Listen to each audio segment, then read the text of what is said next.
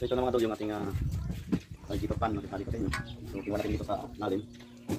Medyo marami kong binakas na rin ng mga nakaharang dito para na rin saka na hanggang ulit. So dito natin sa para so natanggalin natin yung dito, yung lock. Natanggalin natin yung lock dito. Para matanggal natin yung kanyang filler pan. Kuha tayo ng isang pasro. Tapos ating kumawin dito, no? Yung kalang mga dol para mga kuha. Dito po yung sinasabi na lang.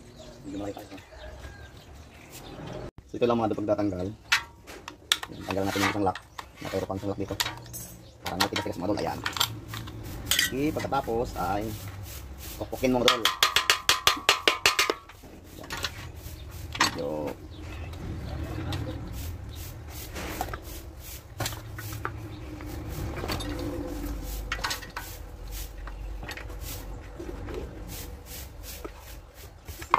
yan. Yan.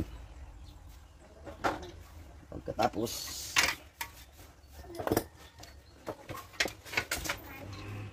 gawin natin itong robot.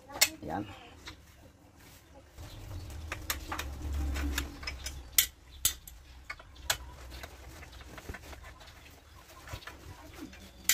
Okay, ito na mga dol. Tanggal natin yung isa na tayo tinanggal yung dito. Tatanggal na. So ang pan dito mga dol ay yung ano dito, DC12, okay, Dongyang.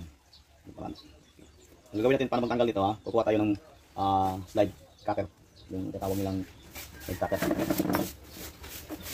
So ito po mga idol, yung problema dito pala yung dahilan kung bakit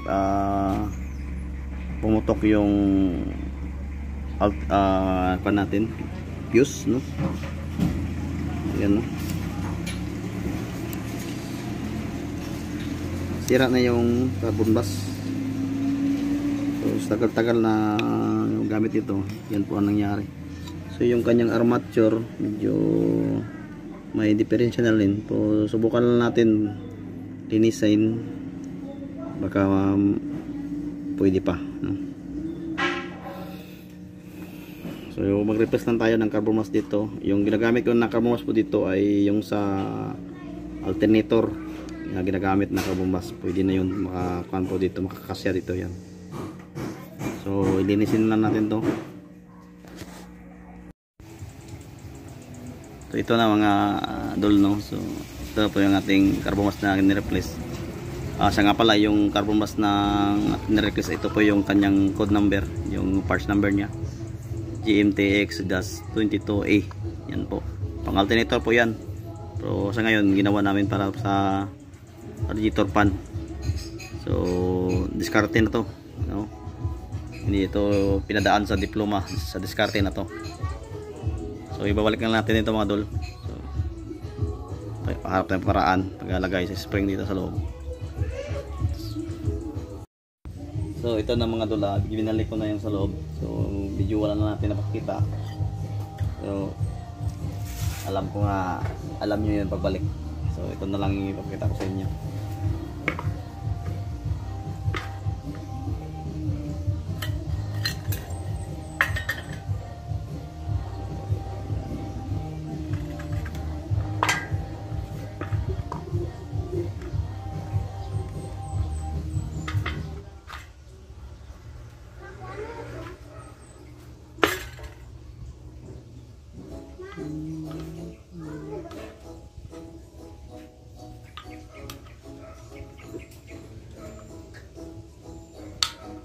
Yan.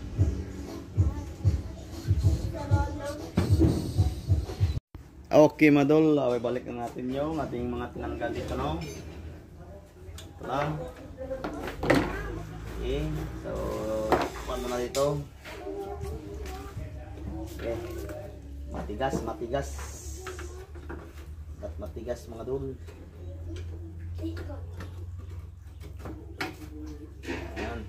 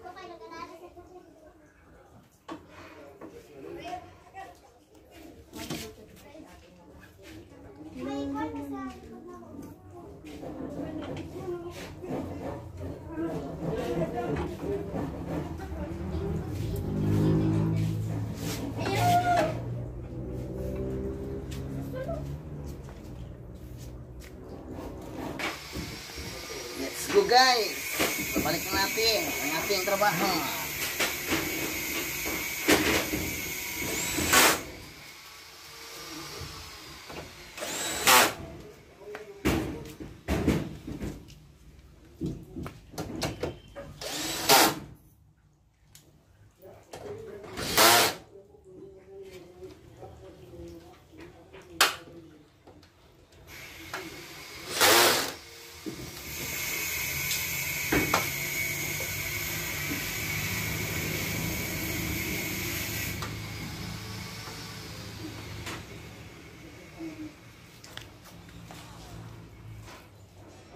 Ito mga subukan natin, lagyan natin ng damit o kilo, no? So i-delete naman natin dito doon sa kanyang relay. Ito po yung sa kanyang relay, no? I-try natin, ha, kung gagalaw ba yung tawil nilagay ito.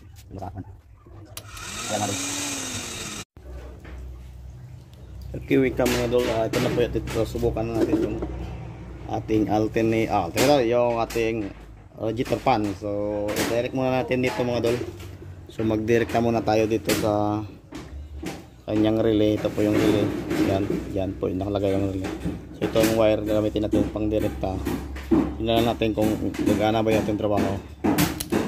Ayan ang idol, gumagalaw-galaw na idol. Yan. So it means okay yung ating trabaho sa radiator fan. Then pag-replace natin ng carbon brass, no? So yan lang po. Babalik muna natin yan ng lahat ng mga natanggal natin. Subukan lang natin mamaya lang start, no? Ayan na doon, nakabalik na yung lahat ng tinanggal natin. So ang gagawin natin ngayon ay sira natin ito.